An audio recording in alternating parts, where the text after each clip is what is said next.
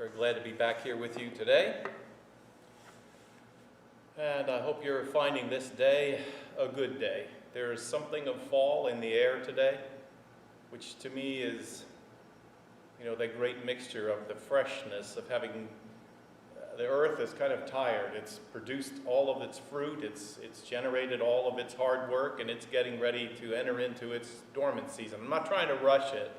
I'm just saying I feel it in the air like I do in wintertime, and you get just a breath of spring.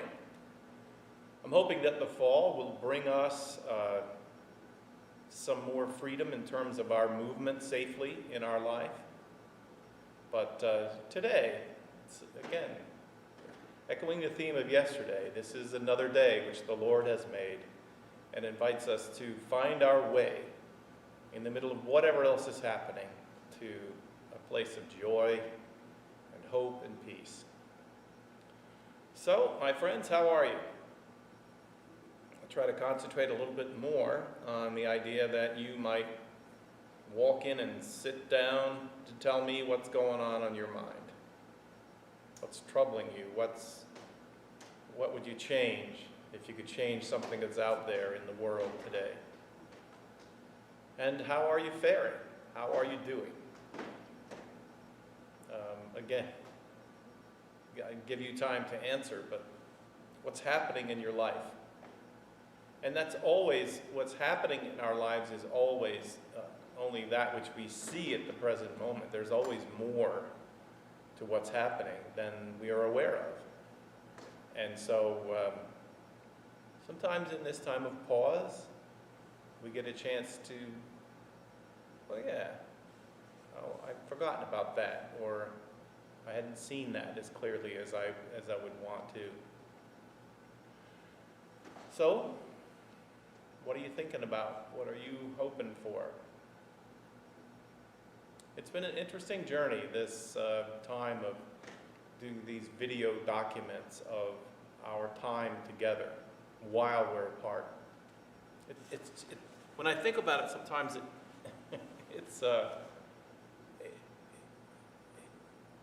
it's surprising still to me. Some of these things of being able to talk to you every Tuesday, Wednesday, Thursday at 2 o'clock, and then I get one or two email feedbacks. Sometimes I get a thumbs up on the page where it's being stored. It's surprising to me how so much of this has become part of the way I just do my life. And it would never have been part of my life before. So I've been spending mornings in my work of trying to get into this experience of the struggle for education and how to educate people in a safe way. It's a macrocosm, it's a larger setting of what the church is struggling with, because in the church, we do what we do because we come together. I mean, let's be honest. It's the coming together that provides the secret sauce. It is.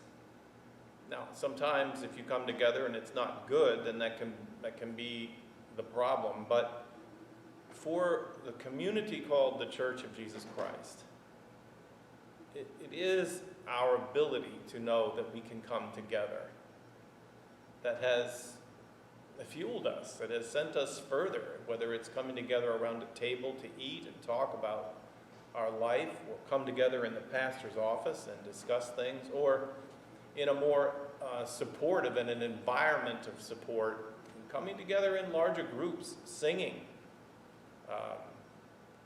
Nothing inspires me more, I think, than an enthusiastic group of people together in one building, singing the great hymns of faith.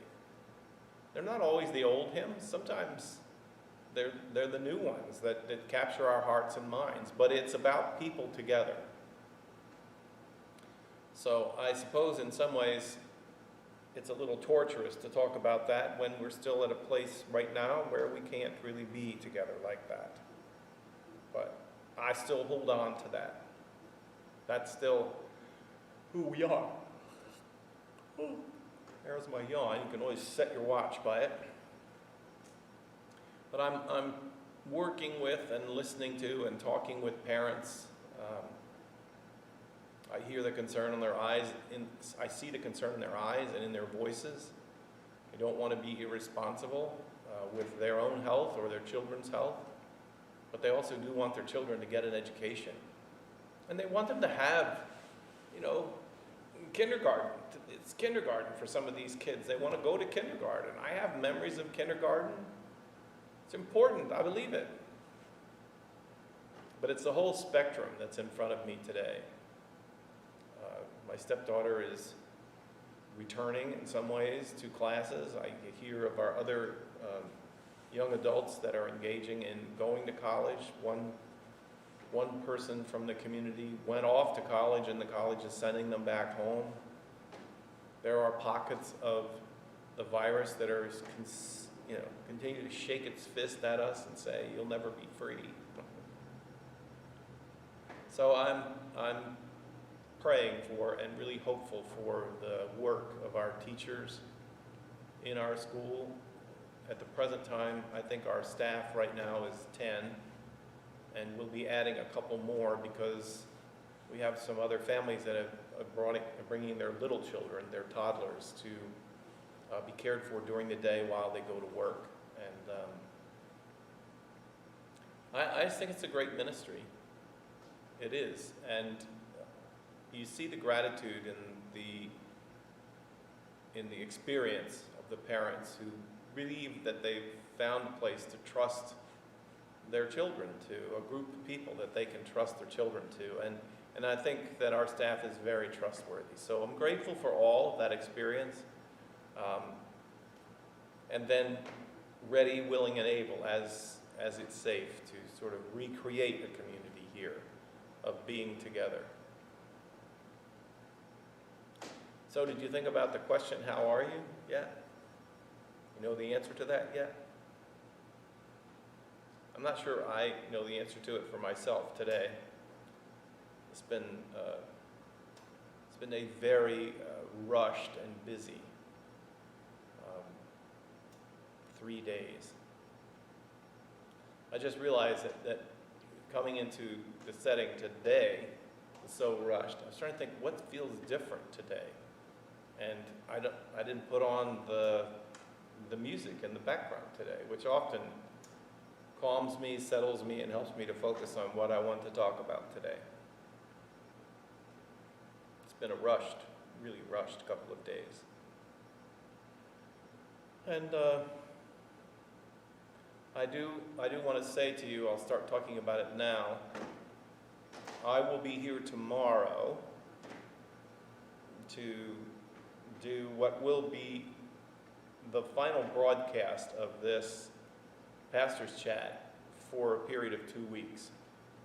So for 2 weeks, starting tomorrow, I'll be here to broadcast, but then the following week, the first full week of September, and the second full week of September, I'm going to, with my family, take some vacation time. And we're trying to make that a clean vacation so that we really can just focus on resting, restoring. I'll be doing some reading and just play. Just trying to take the experience for me, although I was away fishing with my dad for a week, but the experience going from, I don't know, what was that, March 15th? Where the shutters came on to everything.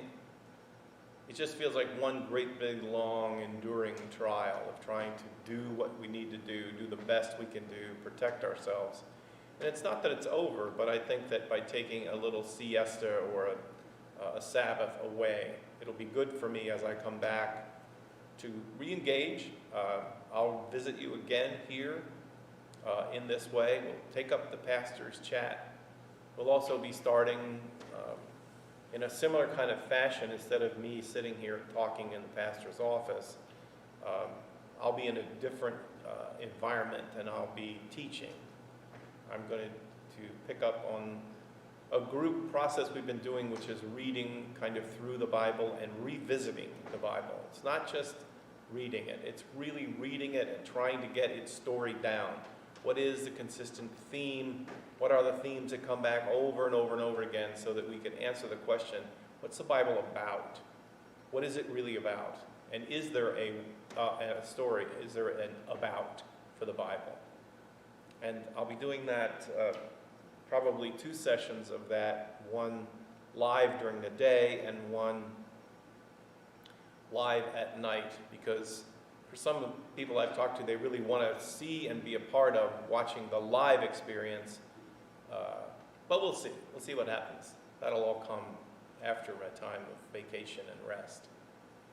I hope while I'm away, and I'll be talking more about this tomorrow, I hope that you will continue to be safe and know that I'll be praying for you, but I'll be doing what I need to do to make sure I can be here in a good way, in a good head, rested and ready to go on to the fall, to the new experiences in ministry and growth that God is going to lead us to. So, with that, I'm going to say, those are my prayers for you coming up. And I will be here tomorrow. I will see you then, my friends. Goodbye for now.